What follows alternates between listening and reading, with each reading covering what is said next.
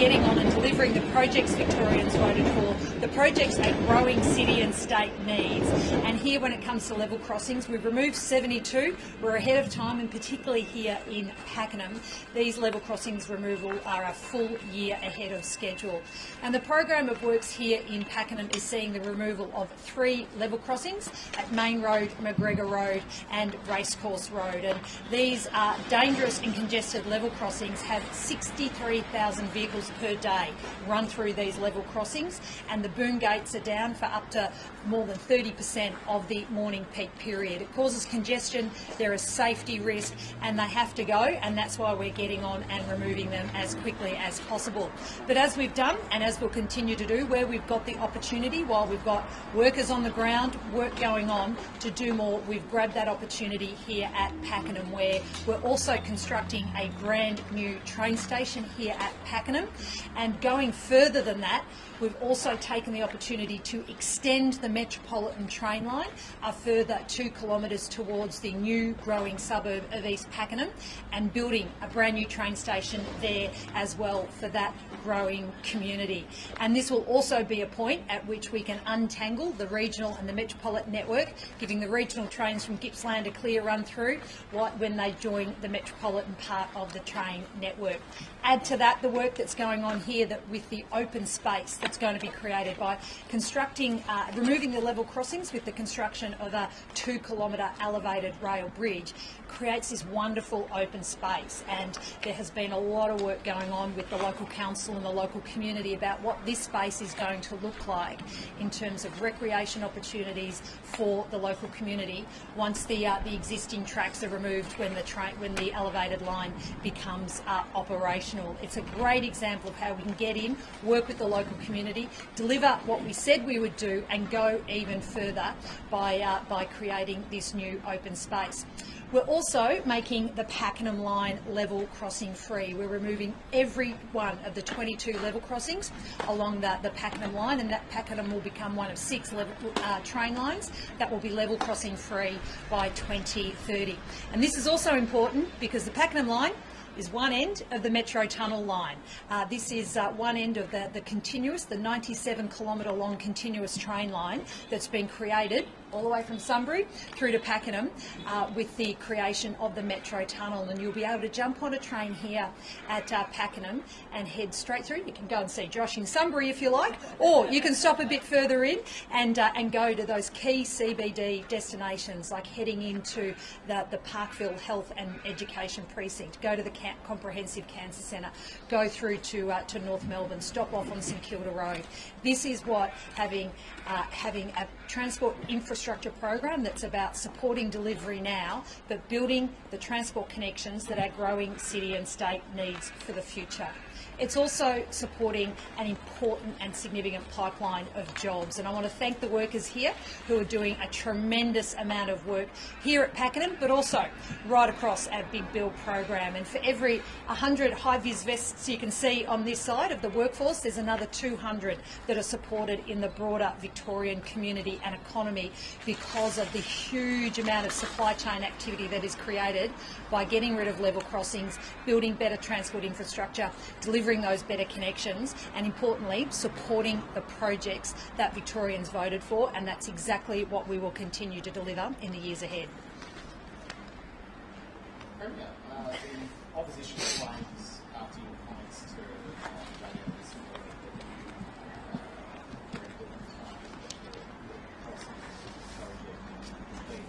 that budget, therefore highlighting figures in the recent state budget and say the total cost of the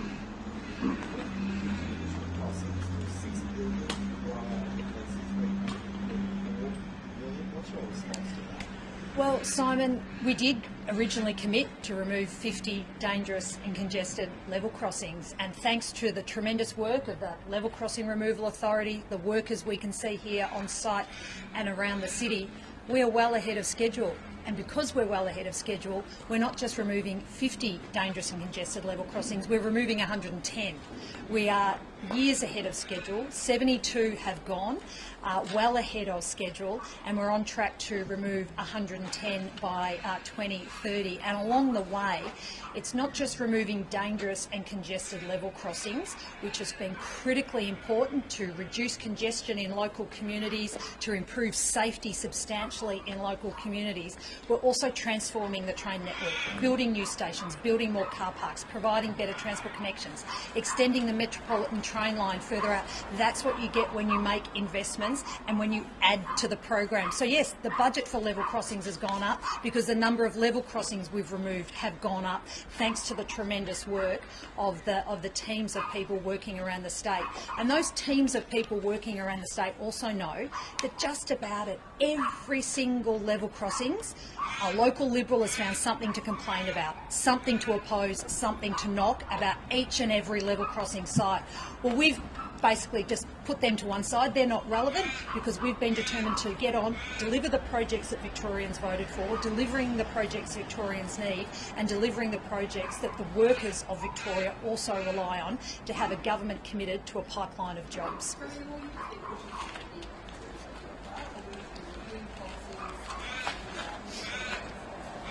So as part of, the then Andrews government took to last November, and we were all proud to be part of that team last November that took a strong and comprehensive program of projects and policies to the Victorian community that Victorians voted for. And I absolutely intend to deliver on that agenda that Victorians voted for, and I've been a proud part of that team. I am now proud to continue on that work, whether it's working on transport infrastructure. We've got a big health infrastructure program ahead of us, continuing the work on progressing treaty, mental health reform, the list goes on. And more recently, we've added to that program of work with the housing statement that is about focusing on the biggest, most important issue right now in Victoria is building more homes more quickly and making sure there's more affordable homes for Victorians so they can have the dignity of a roof over their head. Whether you're wanting to buy a property, access the rental market, have the availability of social housing, it's having the dignity of a roof over your head, and that's why we've added substantially to the already busy agenda that I intend to carry forward. We intend to deliver the commitments that the Labor team have made to Victoria.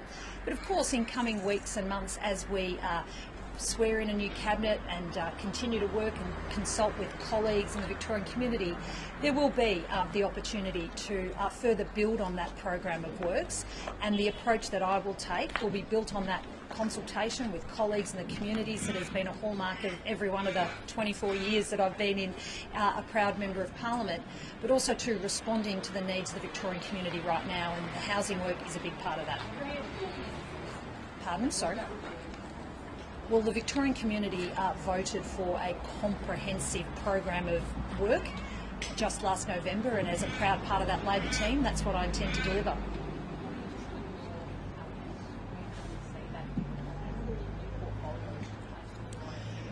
So out of respect to my colleagues, I intend to have those conversations directly with them over the coming days. It'd be my intention to have a new cabinet in place ahead of Parliament next Tuesday.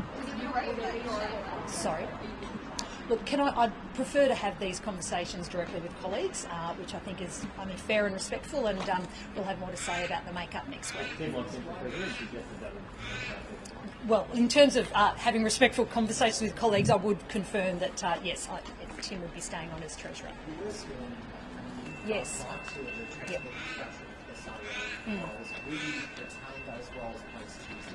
Look, I will continue the approach that Premiers have traditionally taken, and I will only hold the position of Premier, noting, of course, that all business of government is the responsibility of the Premier, and the buck does stop at the Premier's door, and that's a responsibility I intend to carry forward.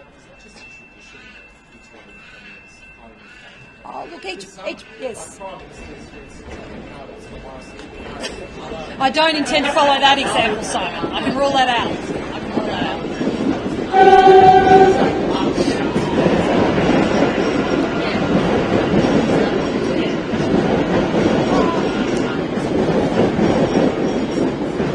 Here in Victoria, in more recent years, we're a big state. We've got a big policy agenda, the government, the Premier is responsible for all areas of government, and I will work closely with my ministerial colleagues, my fabulous parliamentary team, on delivering that agenda. One of the biggest challenges the state facing is an economic one. We're headed from $1.4 billion of debt by 2026, if not more. What is Tim Carroll's the right person to deal with that, as opposed to both as being the Treasurer for the last 5 years? Well, the Treasurer has been an outstanding Treasurer. He's delivered 9 strong Labor budgets that have had at their heart a focus on jobs, on responsible economic financial management, but also investing in the productive infrastructure, the services that Victorian families rely on, and that has been the values that the Treasurer and the government have brought to the setting of each and every budget. And just a few months ago, the Treasurer handed down a very important budget that stepped out that pathway towards returning to an operating surplus in the forward estimates period, but also recognising that having lived through a once-in-100-year pandemic, there needed to be a reconciliation of that investment that was made during the pandemic, an investment that was about making sure that businesses could stay open, that people could access the healthcare they needed through the most difficult times that we have experienced in not just a generation, but in 100 years. So that program, that plan has been outlined in the government. That is the settings that we will continue to pursue. That setting has a return to an operating surplus in the forward estimates, and that is a responsible framework that is in place that will be delivered by this government. Can you rule out job and service cuts in the next budget to improve the Well, I want to be absolutely clear that we will deliver what the Victorian community have voted for, and that is absolutely should be their expectation, and I intend to deliver on that. In terms of what will be in the next budget, as I said, we've just not that long ago, I suppose a few months ago, handed down a very strong budget. It was a budget that did set out a pathway to both continue that investment in productive infrastructure, investment in the services that Victorian families rely on. There was the new initiatives, for example, in strengthening and supporting the very important child protection sector that does such important work for some of the most vulnerable families and children in our community. And so we have that financial setting that has been put in place for the forward estimates. We will build on that program in next year's budget, but we'll talk about next year's budget on Budget Day next year. Do you intend to retain senior staff within the Premier's office and/or appoint a new or different chief of staff? And also, do you intend to maintain the levels of staff within the Premier's private office that the Andrews government did? I acknowledged this yesterday, and I want to grab the opportunity again today to thank the former Premier's staff for their work. They have worked tirelessly, some of them for years and years, again, through some of the most difficult times, to support the Premier, the government and the Victorian community on delivering policies, supporting services and focusing on what's important to Victorians. And I want to thank them for their work. Again, I want to have respectful conversations with staff, directly with them, not through the media, about what their future is, because there are many, many great people working in the Premier's office, across government more broadly, and as we continue to shape the team going forward, I feel blessed to have so many talented people that I can draw on. When do you envisage that you'll have some certainty over who's going to be your side? Yeah. Well, my priority in terms of the immediate priorities, I'll be heading back to the city to receive incoming briefings from the Secretary of the Department of Premier and Cabinet, and then also be talking to colleagues and shaping up the Cabinet, keen to hit the ground running going into Parliament next week, and then we will. What logically falls from that is the allocation of staff and different roles. I won't hurt the Collingwood supporters by ringing them at 3 o'clock on Saturday afternoon. I can give them that commitment, Simon. Is it daunting? It will take that time. Sorry, just wanted to clarify. It will take that time over the weekend. Yeah, it'll take the weekend. Yeah. Is it daunting? First day in a new job and looking down the barrel of all that debt. How do you feel? Oh, look, I feel honoured and proud and incredibly privileged to hold this role, and particularly as a person from regional Victoria. And Reid, I Saw your story last night at my former school, talking to some former teachers of mine. So thanks, Bill. A bit of a shout out for that one. So I think that coming from that sort of background, it is really humbling. Really humbling, and so it's a great privilege and honour, and it's also too though. In terms of how I will approach this role, will be the approach I've taken in every single job, whether it's been the member for Bendigo East through to being Deputy Premier with various portfolio responsibilities. It'll be, I'll work hard. I will work incredibly hard, and I will work with my colleagues on the forward policy agenda, because that's what Victorians should rightfully expect from their elected representatives, that they deliver what they've committed to, that they work hard in that delivering, and along the way listen, consult, hear directly from the Victorian community about what's important to them. And that's, if I can give you an example, exactly what has happened over the course of this year with the delivery of the housing statement, where the former Premier tasked me with working with colleagues, leading the work with colleagues on gathering across government all the different areas of government that could influence and drive the delivery of more housing and more affordable housing for Victorians. And the culmination of that work was last Wednesday's housing statement. I should say the culmination was the delivery of the policy. We're focused now on the implementation of that work. There was a fair bit of tax military yesterday. One of the described things just because that's the least expensive as an act of terrorism. Can you guarantee there's unity in the party? Well, as we saw following yesterday's caucus meeting, I was honoured to be supported unanimously by my caucus colleagues for the position of Premier, as Ben was supported unanimously for the position of Deputy Premier. And we also welcomed a new Minister in Vicky Ward, who, if I can just say on the appointment of Vicky Ward to Cabinet, she takes the number of women sitting around the Cabinet table to more than 2/3 of the Cabinet table. That is, we were already at pretty historic levels around the Cabinet table. That just pushes it to a new high. And it speaks volumes to the approach that the Labor team have taken in terms of making sure that the people who sit at the Cabinet table, the people who sit in the Parliament representing their communities, are reflective of their communities. They reflect the diversity of this state, and that is something a team I'm honoured to lead, and we step forward together with a strong sense of purpose. What are you doing as leader to ensure that there is unity going forward? Well, as I've just indicated, we're a strong team. We have an incredibly talented team, and we've walked out of yesterday's meeting with unanimous endorsement of the leadership team and a firm focus on delivering in communities, whether it's here with Emma in Pakenham, removing level crossings, supporting better transport services. I've got a number of colleagues here who can speak volumes to the work that they're doing in their local community. That's what we're focused on. We are focused on what Victorians should rightly expect us to focus on, working hard and delivering for our local communities. Sorry, I can't hear. How did the kids react yesterday?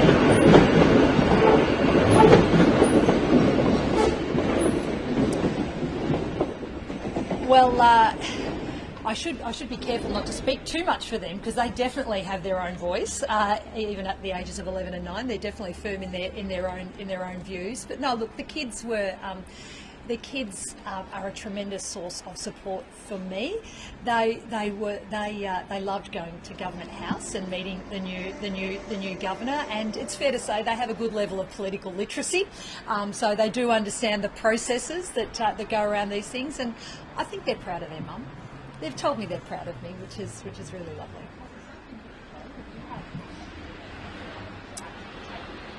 Yeah. Look, I've had a moment or two of reflection along the way, but only a moment or two, Chanel, because there's a big job ahead, an important job ahead, a job that Victorians rightly want us to be focused on, and that's why we are at work straight away, delivering on the program and policies that we have to date, and looking at how we build on that. But there was a moment last night with family that we had a little moment together, and now we're absolutely back to work. When did Daniel Andrews first tell you that he was retiring? I found out on Tuesday. Had he not given you some warning before that this was on? I took as appropriate for the deputy. The Premier gave me a call. I was shocked. I was shocked, and indeed, saddened. I'll miss him. He's been a tremendous friend. He is a tremendous friend, and a wonderful has been a wonderful colleague. So yeah, I was surprised to get that call. So it didn't occur, when the housing statement went out last week, when he, did that tour of the Metro Rail tunnel, and a point made at the speculation that that would be higher. It did. No, it did. And look, I'm sure we can all reflect back on conversations we've had with Daniel over the last few days and week and go, oh, was that the time? Was that the time? What was he thinking then? What he said on Tuesday, he made the decision, and as is reflective of Daniel's style and leadership, he made the decision and he acted on it.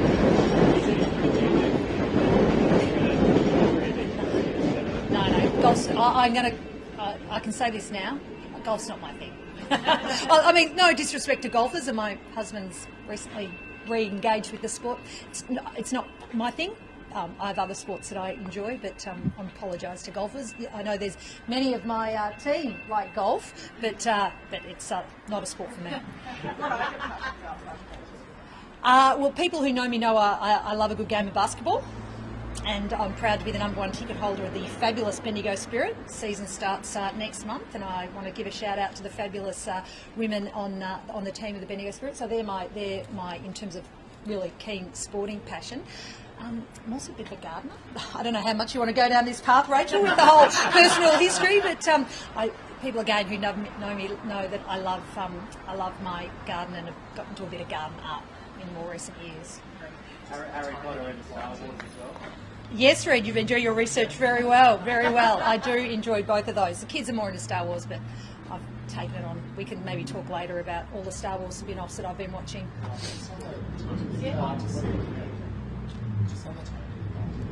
Yes. You guys. Sorry, Kira. Yeah.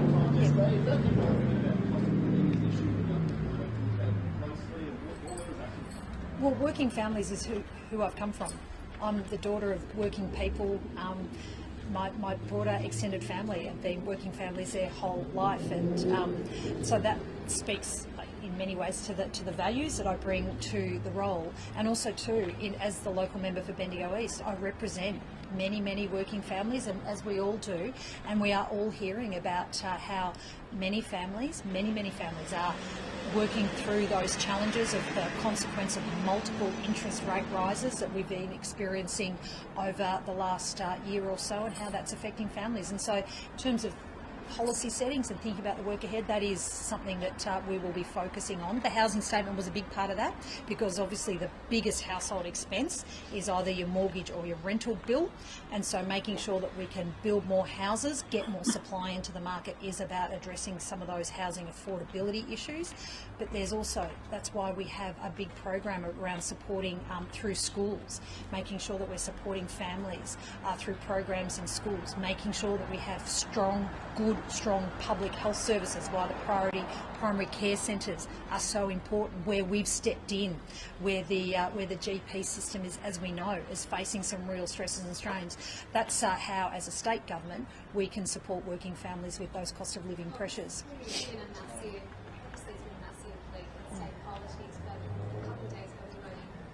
Yes. Yeah. Oh, absolutely. Absolutely. I am supporting the yes vote because it's all about listening.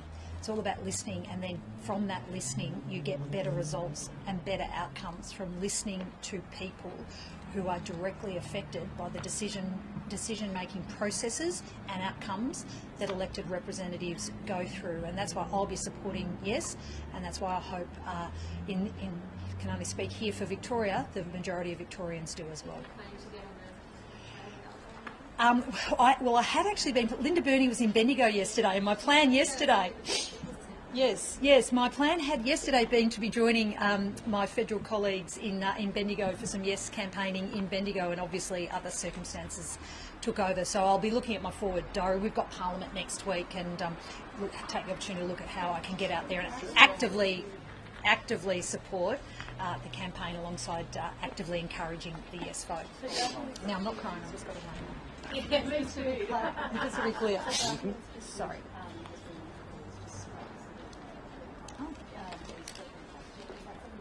No. Victorians voted for the suburban rail loop. In fact, at the Victorian election, they voted twice for it, and at the federal election, they also communities particularly in the southeastern suburbs strongly supported the suburban rail loop because the then Albanese opposition and now Albanese Labor government made a big and important financial contribution to this project. And we are committed to this project because of the transformation it is going to bring to Melbourne's rail system that in turn is all about helping people get better access to jobs, to services and education opportunities. It means kids who want to go to Box Hill TAFE to study a particular course can have better direct access because of the orbital rail connection that the suburban rail loop will deliver. That's why and for many, many other reasons that I could talk at length about, we are absolutely committed to delivering the suburban rail loop, and any number of the sites on the suburban rail loop east alignment, you can go and see work building the tunnel boring shaft at Burwood, work to relocate the trams at Box Hill, work at a number of sites that's underway right now as we push on and deliver that project. Yeah.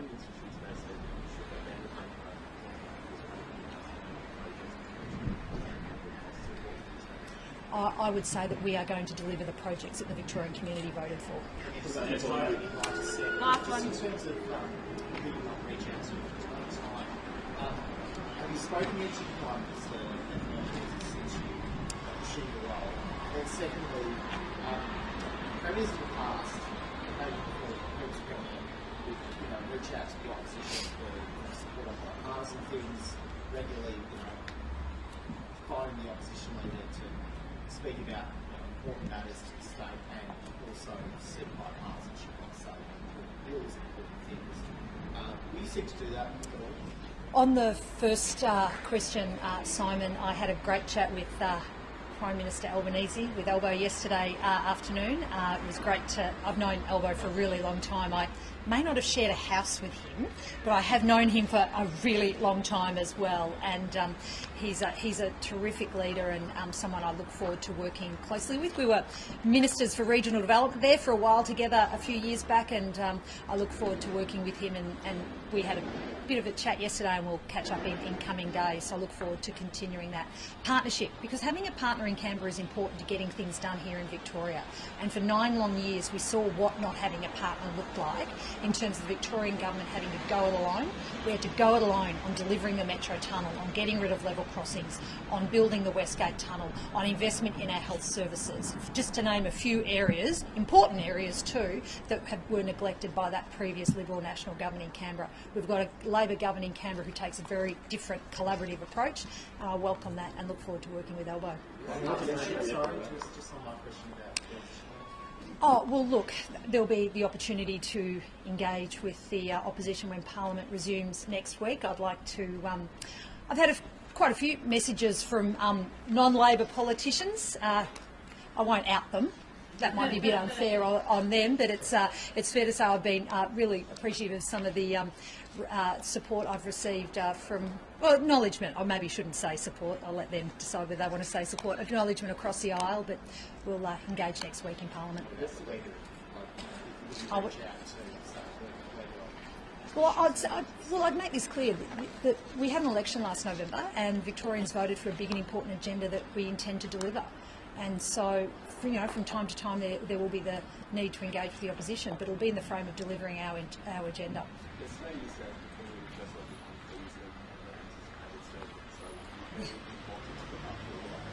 How long do you serve this role? Well, I do have the energy to do this role. Thank you, Mitch. I bring to this role tremendous energy, and we have an election at the end of 2026, and that further decision will be made by the Victorian community, and I'll work hard every single day to earn their ongoing support. You have been in Parliament since you were 25. With the salary that entails, you were a staffer before that. Does that present a challenge in relating to people in the real world, if you like? Most Friday nights you can find me, well, and hopefully I'll be able to continue this up. Most Friday nights you'd find me on the sidelines at the Bendigo Stadium watching my son play basketball. I do the drop off to the kids to school, You know, I won't tell you which supermarket I go to in Bendigo, but people, you know, I'm out and about all the time talking to people in my daily life, which is reflective of the Victorian community. We all go to work, but we also have families of different shapes and sizes and reflect different parts of the community, and that brings an influence to the work we do. And also too, coupled with that, the focus I've always had about sitting down and talking to people, doing more listening than talking, and hearing from them directly their concerns and issues and turning that into either actions at a local level or policy responses at a statewide level is what I'll continue to do. What's your plans for the airport road? Well, that is dependent on the outcome of the federal government review, and we're yet to hear from the federal government from that, so I'd have to direct you to the federal government. Well, again, I'd have to direct you to the federal government in terms of the timing of their review. I can't preempt something I haven't seen. Last question. Sorry. Yeah. Mm. Oh, look, I'm not sure what's behind that. You'd have to ask the federal government for the reasons for that. Tim Pallas said he was frustrated by it about a week ago. Okay. Are you also frustrated? I didn't see Tim's comments about that. Look, it's frankly it's a federal government review. It's their call as to when they release it, and we will work with them when they do. I haven't, in the last 48 hours, Simon, I haven't had any updates, but my latest advice is we're waiting for them to give us a sense of where it's up to. Daniel Andrews is obviously coming out. Yep. People like welcome the vote during that time. There's a lot of heat in Victorian politics. Are you hoping the temperature kind of cools down a little bit now? What I would hope that we have going forward is respectful debate. I don't mind people having different views and opinions. In fact, that's what a healthy, productive democracy is about. It's what our job in Parliament is about. Bringing to these roles passion is an important part, alongside the commitment and the focus on delivery. It's an important part of being a Member of Parliament. But what disturbs me is when that passion does overstep the mark, and I would hope that we can learn from some of the actions in more recent years and come back to the focus on having respectful engagement. There's no problem with having a difference of opinion, but you can engage respectfully in the conduct of how you express that. Oh, look, it is a bit early, and it kind of goes to the question before about budget. We've got starting to work on the budget for next year. Work will really kick off in earnest in the back end of this year, heading into next year, and we'll have. I'm not going to preempt anything that might come out of that. Will you make announcements about integrity reforms on the second meeting room in the city?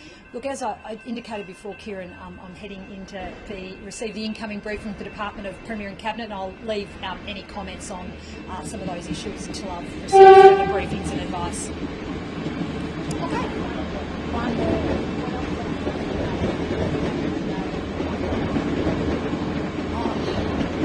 Well, I think you all know how it started. I was in there talking to Raph this morning. Obviously, was really pleased to come out and be here with Emma and our colleagues at Pakenham. This is a fabulous, fabulous work site, which is a great project. And I'm into meetings for the rest of the day, and it's not much more interesting than, I mean, this is probably the interesting part, Chanel. No disrespect to the meetings. They're going to be important meetings as well for the public consumption. Thanks, Chanel. Look, we'll come back to you on the timing. Don't worry, we'll let you know the timing of all of that. But it is my expectation that those matters will be settled before Parliament next Tuesday. Okay, thank you.